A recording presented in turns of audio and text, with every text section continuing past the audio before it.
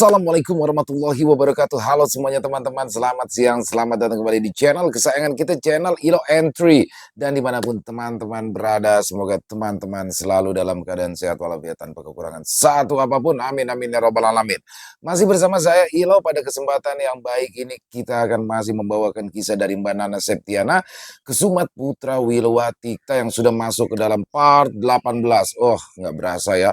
Dan sekali lagi ini kisah makin kesini makin keren, makin mendebarkan, dan Bayu Aji makin keren aja nih di sini nih. Dan aduh, di part terakhir kemarin kan di situ Bayu Aji hanyut, Legiwo ditusuk, Kinanti ngumpet. Aduh, makin penasaran buat teman-teman di part 18 ini bagaimana. Tapi sebelum kita masuk ke dalam kisahnya, buat teman-teman mungkin yang baru bergabung, kami ucapkan selamat bergabung, dan bisa diklik dulu dong tombol subscribe-nya, dan jangan lupa lonceng notifikasinya dinyalakan agar teman-teman selalu mendapatkan notifikasi dari konten-konten yang akan kami upload di setiap harinya. Dan untuk channel Ilo Entry ini kami upload setiap siang teman-teman ya, setiap jam 12 siang waktu Indonesia bagian Barat. Nah, nggak pakai lama-lama lagi ya, nggak pakai basa-basi kepanjangan, langsung saja kita masuk ke dalam kisahnya. Dari halaman belakang rumah Bang Ilo, kita menuju ke tanah Jawa.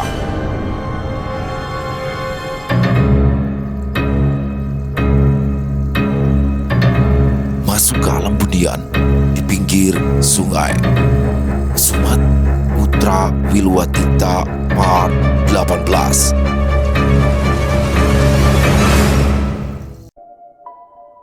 Cukup lama waktu yang dihabiskan oleh Prawito dan anak buahnya untuk mengamati pergerakan air sungai. Harap-harap cemas menanti ada kepala yang menyembul dari balik derasnya arus atau telapak tangan yang melambai meminta pertolongan. Namun, setelah sekian lama menanti, mereka harus menerima kekalahan. Matahari sudah tergelincir jauh ke balik bukit di sebelah barat mereka, tetapi yang dinanti-nanti tak muncul juga. Raden Arya Darmayasa sudah tenggelam, Ki. Anak buah Prawito melapor dengan takut-takut. Lelaki yang selama ini ditakuti oleh prajurit condong yang lain takluk juga di kaki Ki Prawito. Rumor tentang kemampuan Prawito sudah mereka ketahui sejak dulu sebelum memutuskan untuk menjajal nasib sebagai prajurit Kadipaten Condong. Namun rumor kekejaman yang di luar batas lebih membuat nyali mereka ciut, terlebih ketika sang adipati memilih mereka untuk menjadi bawahan Prawito. Bahkan bagi lelaki yang mahir menggunakan pedang, tombak, dan anak panah sekalipun, sosok Prawito masih terlihat menakutkan. Tubuhnya memang tidak terlalu tinggi, tetapi keangkuhan dan kebuasannya melebihi beruang di hutan. Benar saja dugaannya, Prawito langsung kehilangan kesabaran begitu ia mendengar laporan si anak buah. Dicabutnya nyawa lelaki malang itu dengan cara menebas lehernya hanya dalam satu gerakan. Dua orang anak buah Prawito yang lain menatap tak berkedip ketika kepala teman mereka menggelinding jatuh ke dalam sungai, disusul oleh batang tubuhnya yang sempat menggelepar kesakitan sebelum akhirnya tumbang. Air di tempat mayat itu terjatuh sempat berwarna merah pekat hanya sekejap, karena tak lama kemudian aliran air dari hulu telah melarutkan darah. Sungai kembali berwarna coklat mengalir deras, akan tak peduli dua nyawa telah ditelannya dalam satu hari. Prawito menatap jijik pada kepala yang timbul tenggelam di permukaan air. Dia berteriak menggelegar nyaring agar terdengar oleh dua anak buahnya yang lain. Kalian tunggu apa lagi? Hah? Cepat cari tubuh Raden Arya kalau tidak ingin mengalami nasib serupa. Dua lelaki di dekatnya kembali menceburkan diri masuk ke dalam air yang tak berhenti mengalir, sedangkan Prawito menggerutu marah. Tubuhnya duduk bersila di atas batang pohon yang tumbuh miring di tebing sungai. Kinanti melihat semua kejadian dengan mata kepalanya sendiri. Butuh tekad sekuat baja agar dia tak menghambur maju dan menyerang Prawito begitu melihat Bayu tergelincir di dalam sungai. Air matanya sudah kering sejak tadi, berganti dengan gumpalan keras di dalam dada. Kalau saja tak sadar diri bahwa dirinya hanyalah seorang perempuan lemah, ingin rasanya Kinanti membela Bayu saat dia terjepit. Mata Kinanti yang sipit kian menyipit ketika dia paham bahwa pemburu Bayu bukanlah orang sembarangan. Keahliannya dalam meracuni orang tak akan banyak berguna untuk saat sekarang. Namun dia hafal dengan baik setiap garis dan lekuk wajah lelaki bernama Prawito itu agar suatu hari nanti dia dapat membalaskan dendam Bayu. Sementara Prawito mengarahkan segenap perhatiannya pada pencarian Bayu, Kinanti mulai bergerak, kekuatannya sudah mulai pulih, dia bisa melarikan diri tanpa takut ketahuan oleh Prawito. Namun gerakannya terlalu terburu-buru, semak tempat Kinanti bersembunyi berbunyi gemeresak ketika ia menggerakkan tubuh dan menarik perhatian Prawito yang memiliki pendengaran tajam walau sebelah daun telinganya telah hilang. Lelaki berumur setengah baya itu berdiri sigap, matanya memandang nyalang ke arah asal suara. Ia paham, suara itu tidak mungkin berasal dari anjing hutan ataupun monyet. Pasti ada seorang manusia yang sedang bersembunyi di balik semak. Kinanti tak lagi berani bergerak.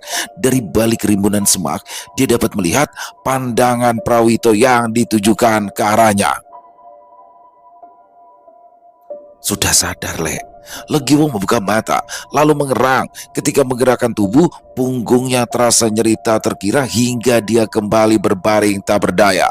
Bukan hanya bergerak, bahkan menarik nafas saja terasa menyesakan. Mata Legiwo mengejap beberapa kali, mencoba mengingat bagaimana dirinya bisa berada dalam keadaan seperti sekarang. Nini tadi menemukanmu tergeletak di pinggiran sungai. Keadaanmu parah, penuh dengan darah, sehingga Nini memutuskan untuk memanggil Aki dan membawamu ke sini. Suara itu terdengar lagi, suaranya bergetar tetapi tetap ramah di telinga Legiwo. Legiwo tak berani melirik ke asal suara. Terakhir kali bertemu dengan perempuan tua, mereka berada dalam bahaya besar. Tidak ada jaminan kalau keadaan sekarang akan jauh lebih baik dibanding waktu itu. Perempuan tua itu masih asyik menyiri, seolah tak sadar bahwa Legiwo sama sekali tak memberi tanggapan pada ucapannya. Di sela-sela kesibukan menyiri, ia kembali berkata, "Apa kamu tadi diserang perampok, Lek?" Legiwo masih membisu. "Duku tempat Nini berada ini sangat sepi. Hanya ada 10 buah rumah yang berdiri, satu sama lain saling mengenal. Makanya Nini yakin kalau kau bukan orang duku sini." Dia meludah ke lantai tanah. "Berlumuran darah seperti tadi.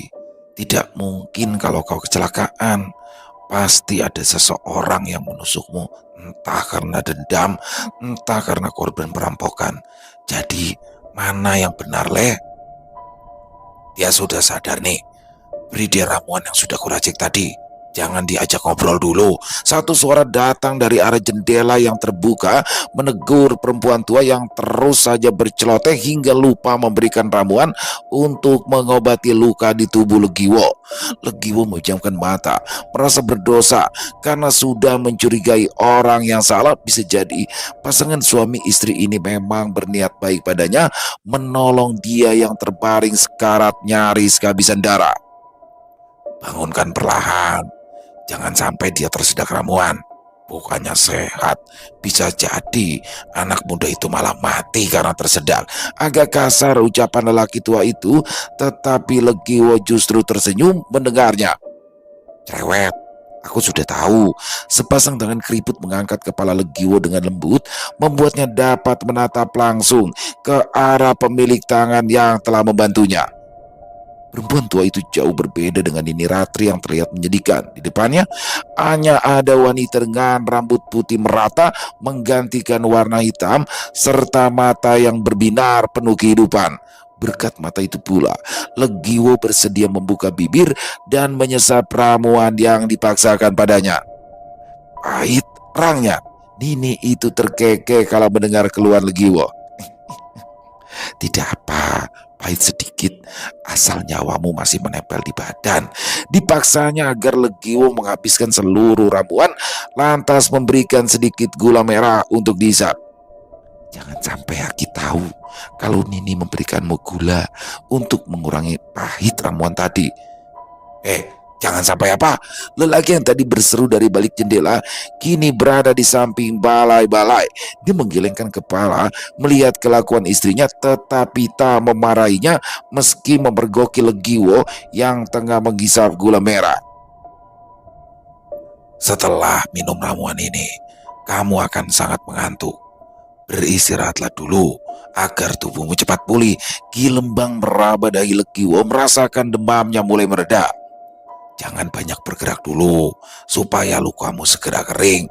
Dia memutar badan, berniat keluar kembali setelah memastikan Legiwo baik-baik saja. Namun, Legiwo berseru pelan dan menghentikan gerakan Ki Lembang. Apa Aki menemukan dua teman saya di dekat sana? Aki Lembang dan istrinya berpandangan bingung. Sayangnya, saat itu kami hanya menemukan kamu seorang diri. Aki Lembang mengurungkan niatnya keluar dari bilik tempat Legiwo dirawat.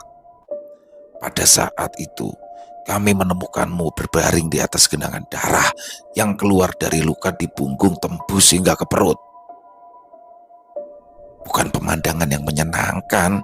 Nini saja hampir pingsan karena melihatmu seperti mayat, sela Nini Lembang. Kalau saja dadamu tidak bergerak turun naik saat mengambil nafas, kami pasti sudah mengira kamu meninggal. Legiwo dengan susah payah mendengar seberapa parah keadaan dirinya ketika ditemukan oleh pasangan suami istri tersebut. Berapa lama saya kehilangan kesadaran, Ki? Hampir 1 minggu, jawab Aki Lembang pula. Lukamu itu sangat parah, darah yang keluar pun banyak, sehingga butuh waktu lama untuk memulihkan dirimu yang terluka di bagian luar maupun dalam. Mendengar penjelasan dari Aki Lembang, Legiwo langsung memejamkan mata. Seminggu kehilangan kesadaran. Lalu bagaimana nasib kedua orang temannya yang ia tinggalkan saat itu? Legiwo sadar dia berlebihan bila mengkhawatirkan Bayu Aji yang memiliki kemampuan bela diri mumpuni, sedangkan dirinya saja lebih sering ditolong Bayu kala menghadapi bahaya. Namun bukan sifat Bayu pula yang akan tega meninggalkan temannya jika tengah berada dalam kesulitan. Hanya ada satu hal yang mungkin terjadi: Bayu kalah saat melawan Busu. Jika Bayu sampai kalah, bagaimana dengan nasib Kinanti? Gadis yang sudah dianggapnya sebagai adik sendiri itu memiliki fisik yang lemah. Tidak seperti mulutnya yang sering berkata garang, tubuhnya gampang sekali jatuh sakit. Legiwo membuka mata, memaksa dirinya untuk bangun, namun Aki Lembang bergegas menahan gerakan Legiwo, memintanya untuk terus berbaring. Jangan bangkit dulu, Leh. Lukamu itu belum kering sepenuhnya. Bahaya kalau sampai terbuka lagi. Aki Lembang memberikan peringatan tegas. Dipaksanya Legiwo untuk terus berbaring. Pernyataan Aki Lembang pun didukung oleh istrinya. Ada teman-teman yang menunggu kedatangan saya, Ki. Mereka pasti khawatir kalau saya tidak kunjung muncul. Percuma saja Legiwo mencoba bangun, bahkan menggerakkan bahu saja sangat menyakitkan baginya. Ia kembali terjatuh ke atas balai-balai lalu mengerang kesakitan. Nah, apa kata Nini? Badanmu itu masih belum kuat. Jangankan bergerak, untuk bersandar saja menyakitkan untukmu. Nini Lembang segera menolong membenahi posisi tidur Legiwo. Diselimutinya tubuh Legiwo dengan selai kain jarik agar tidak kedinginan. Saya harus bangun nih. Kasihan teman-teman saya. Legiwo terus mengucapkan kalimat yang sama.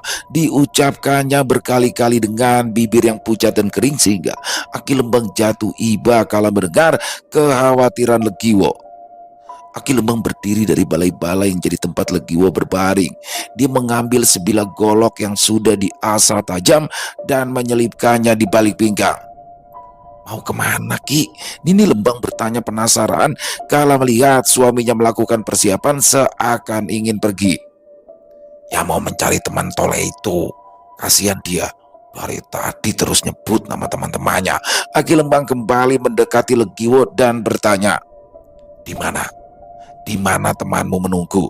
Kelopak mata Legio berkedip-kedip terharu selama menjelaskan di mana keberadaan Bayu saat terakhir pasangan suami istri Lembang sudah berbaik hati menolongnya sehingga selamat dari kondisi sekarat. Dan kini Aki Lembang pun berbaik hati untuk mencari tahu tentang keberadaan temannya. "Maaf Ki," ujarnya. Legio tak perlu menjelaskan alasan kenapa dia meminta maaf. Aki Lembang sudah mengerti apa yang dimaksud oleh Legio, bahkan ia berkata, "Kau akan semakin merepotkan, Le, kalau lukamu terbuka lagi karena tidak mematuhi perintahku untuk beristirahat." Selesai berbicara, Aki Lembang segera keluar dari bilik yang dihuni oleh Legio. Sementara Nini Lembang meminta Legio agar menuruti semua yang dikatakan oleh suaminya supaya cepat pulih. Aki Lembang bukanlah orang sakti yang sering menggunakan benda tajam. Bahkan satu-satunya pengalaman Aki Lembang dengan parang hanyalah ketika ia membersihkan hewan buruan. Giliran menjaga leher ayam hutan atau rusa yang berhasil diburu, maka akan diserahkannya pada Nini Lembang. Dia lebih terbiasa berurusan dengan dedaunan dan akar hutan yang bisa digunakan sebagai obat-obatan. Karena itu pula ia dikenal sebagai tabib, di mana banyak orang dari berbagai desa datang mencarinya. Berbagai penyakit dapat disembuhkan berkat tangan dingin Aki Lembang, sehingga keluarga si sakit rela datang jauh-jauh demi mendapatkan obat yang akan memberi kesembuhan pada saudaranya. Pekan lalu, persediaan dedaunan berkhasiat obat milik Aki Lembang telah licin tandas. Terpaksa Aki Lembang pergi ke tebing sungai di mana banyak ditemukan tanaman obat. Namun, siapa sangka dia dan istrinya justru menemukan seorang lelaki yang terbaring bersimbat darah. Mereka berdua segera mengobatinya, tapi lalai memeriksa keadaan sekeliling. Keduanya terlalu khawatir dengan keadaan orang asing tersebut sehingga tak mengira jika ada temannya yang lain. Kalau saja Aki Lembang lebih teliti, mungkin teman lelakinya itu bisa diselamatkan. Aki Lembang menarik napas panjang. Apa mungkin temannya masih hidup ya? Nafas Aki Lembang ternganga ketika ia berusaha mendaki lebih tinggi. Seperti yang dikatakan oleh si sakit, temannya bernaung di sebuah pondok seadanya di bawah pohon trembesi. Aki Lembang tahu pasti di mana pohon trembesi itu tumbuh, sehingga ia segera sampai di lokasi tujuan lantas tercengang kaget. Jelas, di tempat ini telah terjadi perkelahian. Batang pohon trembesi yang seminggu lalu masih berdiri kokoh, kini sudah roboh dengan dedaunan yang sudah melayu. Mata Aki Lembang bergerak pelan, menatap ke segala penjuru. Dia tak berharap banyak bahwa masih ada orang yang bertahan hidup di tempat seperti ini. Namun, tidak ada salahnya mencoba. Aki Lembang berjalan setengah mengendap-endap, mencari jejak yang bisa menjadi pertanda bahwa tadinya ada orang di sini. Tapi sia-sia, tempat ini sangat sepi. Gubuk sederhana yang diceritakan oleh pasiennya hanya tersisa puing-puing, seolah telah dirusak hingga tak berbentuk lagi. Aki Lembang menggelengkan kepala dengan prihatin. Dia tak tega menyampaikan berita menyedihkan ini, tapi tak ada pilihan lain. Terlebih karena ada selai kain berwarna merah menyala yang tersangkut di dahan pohon trembesi yang telah mati. Tubuh tuanya berjalan pulang kembali. Punggungnya yang bungkuk kian membungkuk karena terbebani oleh kekecewaan. Matahari masih bersinar ketika Aki Lembang kembali ke pondok. Wajah penuh harap tamunya langsung redup seketika karena melihat Aki Lembang datang seorang diri. "Tidak ada satu orang pun di sana," ujarnya pelan. "Bahkan gubuk yang kau ceritakan itu sudah rusak, seperti terkena angin topan yang sangat kencang." Bibir Legio bergetar kala mendengar penjelasan Aki Lembang. Selai kain berwarna merah menyala yang diserahkan oleh Aki Lembang membuat dirinya semakin patah hati. Kain berwarna merah itu sama persis dengan pakaian yang digunakan Kinanti. Legio tak dapat berkata apa-apa ketika menyadari bahwa dia tak dapat berharap lagi. Aki Lembang menepuk bahu Legio pelan. "Jangan putus asa dulu. Mungkin saja temanmu sempat melarikan diri." Legio memaksa diri untuk tersenyum. Mustika Embun Putih masih berada di genggaman tangannya ketika Bayu tergelincir masuk ke dalam aliran sungai, dan berkat Mustika Embun Putih ini pula Bayu dapat bernafas di dalam air. Dia sudah akan naik ke permukaan air ketika sebatang pohon menghantam punggungnya begitu keras sehingga Bayu kesulitan mengendalikan diri, lalu turut hanyut bersama arus sungai yang semakin deras. Kini ia duduk di pinggiran sungai. Sepertinya cukup jauh dari tempat tadi ia hanyut. Sungai di sini lebih landai, pantainya berpasir tanpa pepohonan. Bayu bangkit dengan susah payah, memegangi lehernya yang terasa kaku, memastikan tidak ada cedera parah di bagian tersebut. Dia beruntung tak tenggelam begitu saja. Mustika Embun Putih yang diwariskan oleh Resi Sukogading telah menyelamatkannya. Diamatinya batu mustika berukuran mungil tersebut.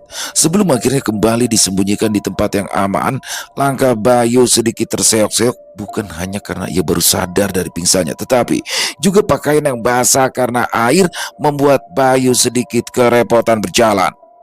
Beberapa puluh tombak dari bibir sungai, Bayu membaringkan diri di atas rerumputan. Tenaganya telah habis terkuras. Kini dia tak dapat lagi bergerak lebih jauh. Sekarang dia hanya ingin beristirahat, sembari membiarkan matahari melakukan tugasnya, mengeringkan pakaian di badan Bayu, sekaligus menghangatkan tubuhnya yang keriput karena terlalu lama terendam di air. "Kakang tidak apa-apa." Bayu tersentak kalau mendengar seseorang memanggilnya. Ia membuka mata dan mendapati serabut wajah mungil menatapnya begitu lekat. "Nala, jangan terlalu dekat." Gadis kecil itu ditarik menjauh darinya. "Tapi dia sakit," ujar sedih. Ia tetap menurut, walau perempuan yang lebih tua darinya itu terus menarik si gadis kecil agar menjauh. "Shh." Mau tidak mau, Bayu bangun dari posisi berbaringnya, mengamati dua gadis yang berjalan menjauh dari Bayu dengan tergesa-gesa. Gadis yang lebih besar mencuri pandang ke arah Bayu, lalu melengos kembali ketika bertatapan mata dengannya.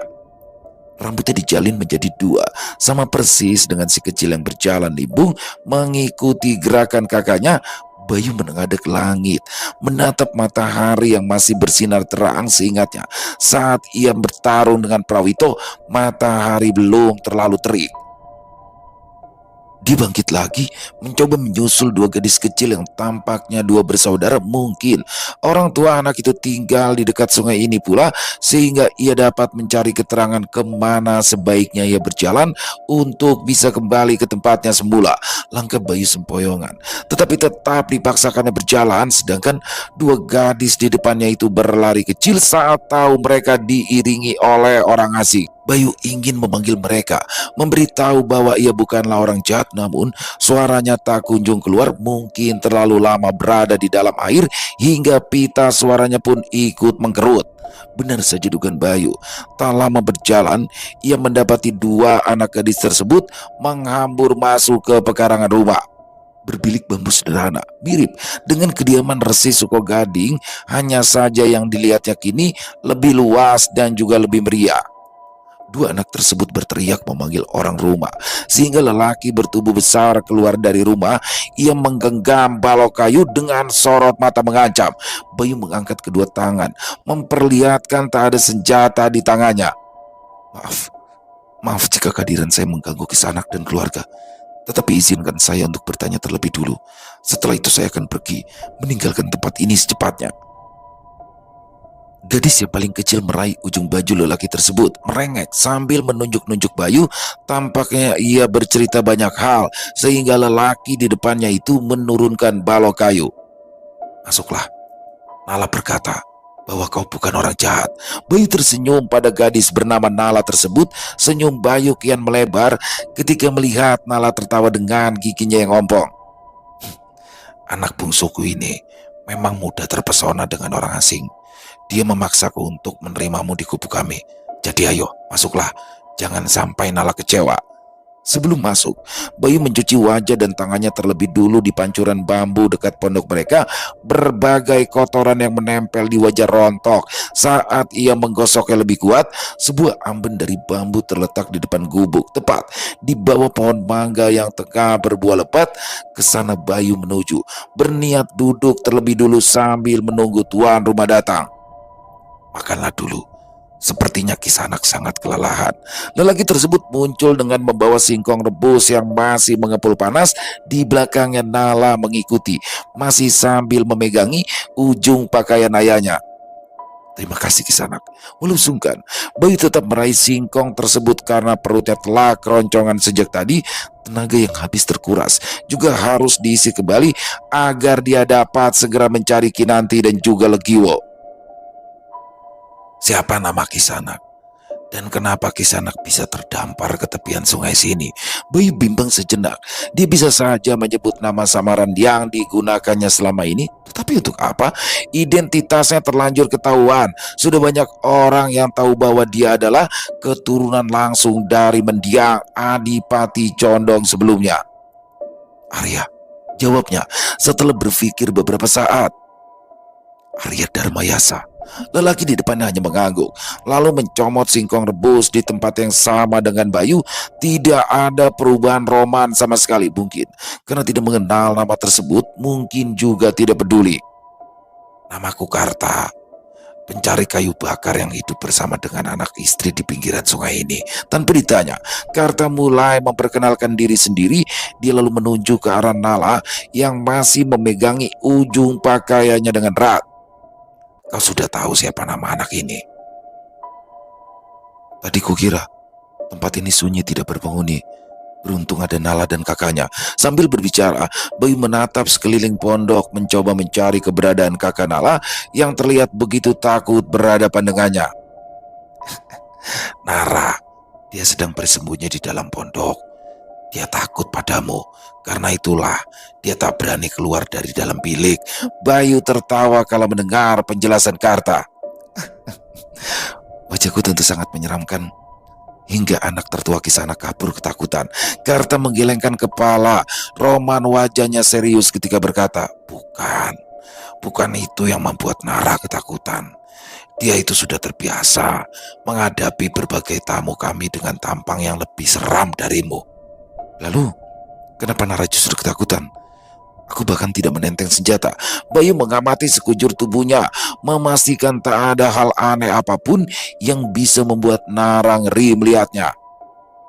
Kata Nara, ada bayangan hitam besar yang mengelilingi tubuhmu.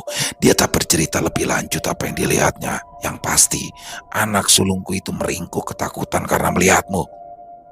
Bayangan hitam besar. Bayu mengulangi ucapan Karta. Keningnya berkerut semakin dalam. Karta berhenti makan dan mengamati Bayu lebih dalam. Walau pandanganku tidak setajam mata Nara, aku juga melihat ada bayangan gelap yang terus mengikutimu. Bayu merinding mendengarnya. Apa jangan-jangan ini setan penunggu sungai? Karta tercengang lalu terbahak mendengarnya. Sungai di sana tidak angker sama sekali. Bayangan tersebut berasal dari senjata yang kau sembunyikan. Jadi Ki Karta dapat melihat bayangan hitam yang menyelimuti tubuhku. Bayu alias Raden Arya Darmayasa bertanya dengan wajah serius. Baru kali ini dia mendengar ada orang yang dapat menyaksikan aura hitam di sekitaran dirinya. Cukup panggil aku Karta saja, jangan Ki Karta, tegurnya mengingatkan Bayu.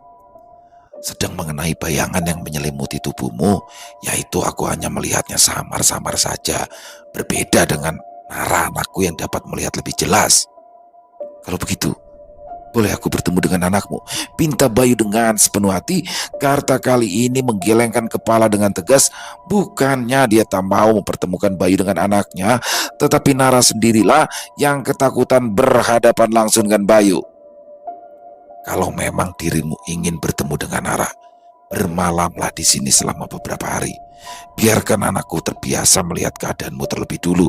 Karta memberikan pilihan lain untuk Bayu, tetapi semua itu terserah pada pemuda itu sendiri. Bayu tercenung sejenak, memikirkan saran yang diberikan oleh Karta. Dia jera, hidup bersama orang lain sebab hidupnya seakan selalu membawa sial. Dulu Romo dan biungnya yang meninggal, lalu disusul oleh keluarga Endang pula.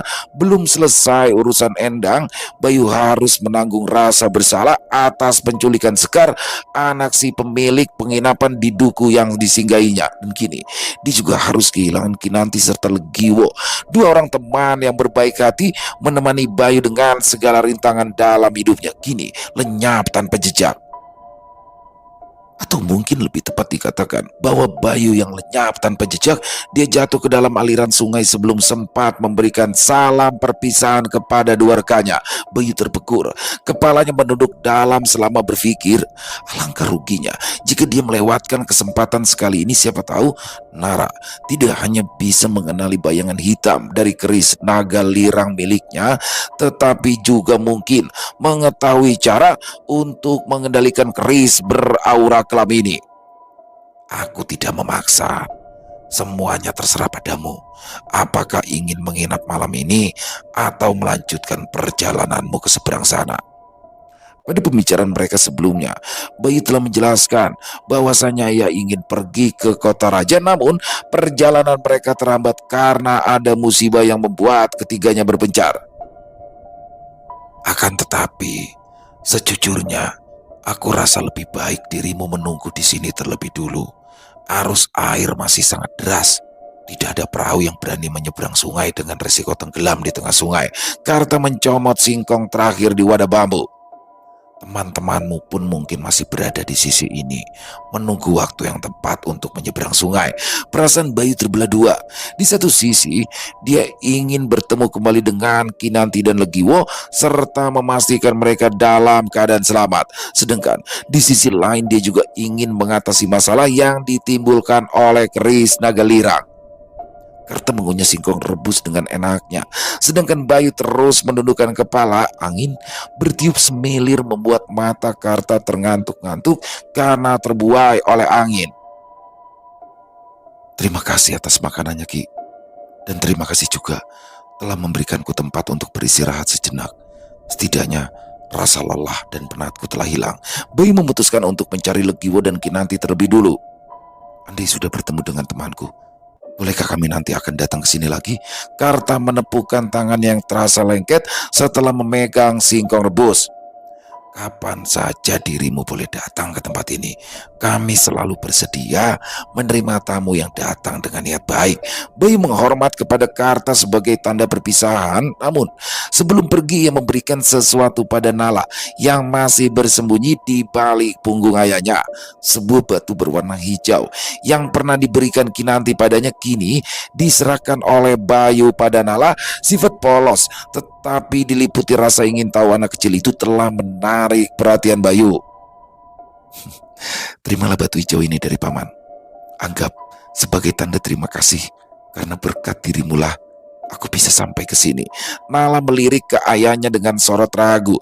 Setelah beberapa saat merasa bimbang, akhirnya ia menerima batu hijau yang baru pertama kali dilihatnya. Kalau begitu, paman permisi dulu. Bayu mengelus rambut Nala yang dijalin dua dan tersenyum padanya. Ki Karta, saya pamit. Karta, yang sejak tadi diam saja melihat interaksi antara Nala dan tamu mereka, menghentikan langkah Bayu.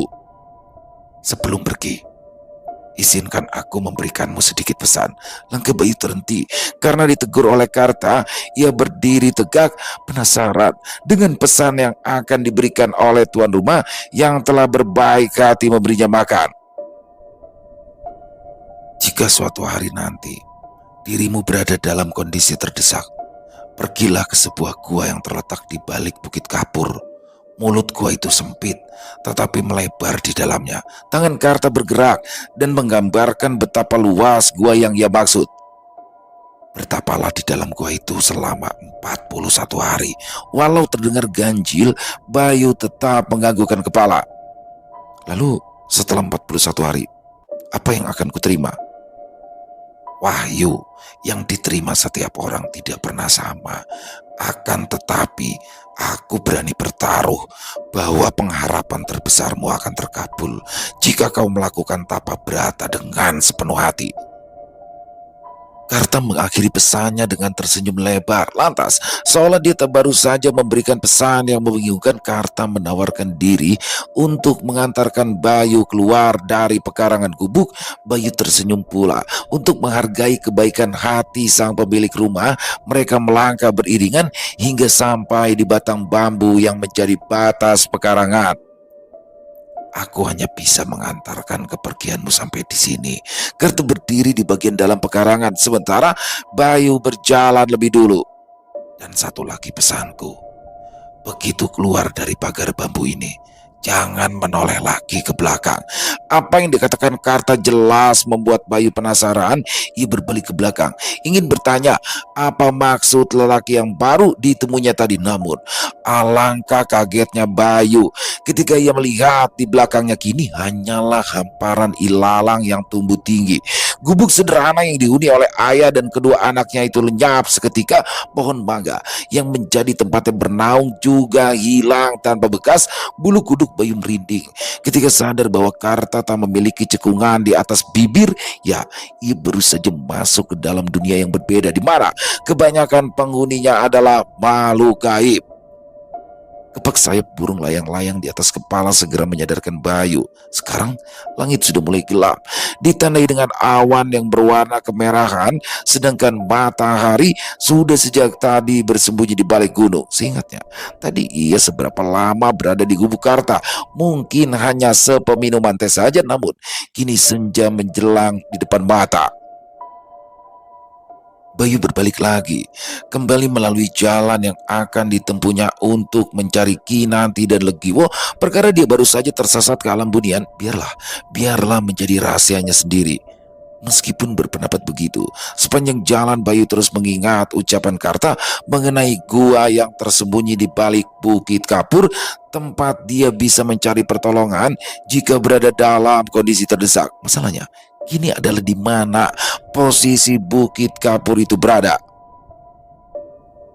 Jalan yang dilalui Bayu cukup terjal. Dia harus menyusuri tebing tinggi dengan melintasi medan yang tak pernah ditempuh oleh orang. Bahkan sesekali dia harus memanjat tebing yang dipenuhi oleh tanaman merambat. Dalam ketidaksadarannya, saat hanyut terbawa sungai, rupanya ia terbawa ke daerah yang antah berantah. Keluarga yang berbaik hati memberikannya singkong rebus, bahkan bukanlah manusia melainkan penghuni alam sebelah. Pantas saja dia bisa melihat auraku, ujar Bayu pada dirinya sendiri. Nafasnya menderu karena terjalnya jalan yang harus dilalui bukan hanya tebing tinggi. Ia juga harus melewati semak yang tumbuh dengan rapat di sepanjang area hutan. Kulitnya tergores oleh duri dan daun semak yang tajam. Namun Bayu tetap meneruskan langkah. Dia harus segera berangkat. Kalau bisa sebelum matahari terbenam. Dia telah menemukan Kinanti dan juga Legiwo, lalu merencanakan kepergian mereka dengan rencana yang lebih matang. Bagaimana dengan Paman Prawito? Tanya Bayu saat ia teringat jika ia telah meninggalkan Kinanti dengan Prawito. Lelaki itu tak akan bersikap baik pada Kinanti jika tahu dia adalah temannya. Bayu menyibak dedaunan yang tumbuh rapat dan menutupi pandangannya ke depan. Dia khawatir, sangat khawatir, namun tidak ada pilihan lain selain terus berjalan secepat mungkin. Tidak ada yang bisa dilakukannya jika hanya berpegang pada rasa khawatir tetapi tak melakukan apapun. Bayu berharap Kinanti segera melarikan diri bersembunyi dari Prawito dan anak buahnya. Pandangan Bayu diarahkan ke langit yang kian gelap. Masalahnya bertambah lagi. Dalam keadaan gelap, Bayu beresiko tergelincir ke dalam tebing dan jatuh terempas ke bawah. Bukan hanya itu, dia juga rentan tersesat dan berputar-putar mengelilingi hutan sebelum akhirnya jatuh kelelahan. Bayu bimbang sejenak. Dia dapat saja beristirahat sebentar dan menunggu matahari kembali bersinar. Akan tetapi keadaan Kinanti dan juga Legiwo mungkin jauh lebih berbahaya daripada yang difikirkannya. Tidak, Bayu tidak dapat duduk dan menunggu matahari muncul. Dia memutuskan untuk berhenti sejenak dan memandang sekeliling, sehingga kemudian pandangannya terhenti pada pohon mati yang telah tumbang tampaknya karena tersambar petir. Bayu bergegas menghampiri pohon tersebut dan mencari ranting berukuran kecil. Ranting-ranting tersebut dikumpulkannya lalu diikat dengan rumput yang masih hijau. Ia bergerak dengan terburu-buru tetapi tetap teliti. Tak lama kemudian obor pun menyala terang dan membuat kegelapan dalam menjadi lebih terang. Memang tidak terang seperti siang atau cahaya bulan, tetapi lebih dari cukup bagi Bayu agar ia tak tersesat. Selain untuk menerangi jalan yang akan dilewatinya, Bayu juga membutuhkan cahaya untuk menakut-nakuti binatang buas. Dia tak tahu ada hewan apa saja di dalam hutan, tetapi sebaiknya melindungi diri sendiri dengan berlindung di balik cahaya. Hewan pemangsa seperti harimau ataupun macan kumbang umumnya takut pada cahaya. Mereka memilih untuk bersembunyi sejauh mungkin dari cahaya yang mereka lihat. Sebenarnya, bisa saja Bayu menggunakan ajian peringan tubuh untuk menempuh jarak yang harus dilaluinya sebelum menemukan Kinanti. Namun, membawa obor dengan kecepatan tinggi hanya membuat ranting yang terbakar menjadi padam dalam waktu singkat. Resiko ini tidak ingin ditanggung oleh Bayu.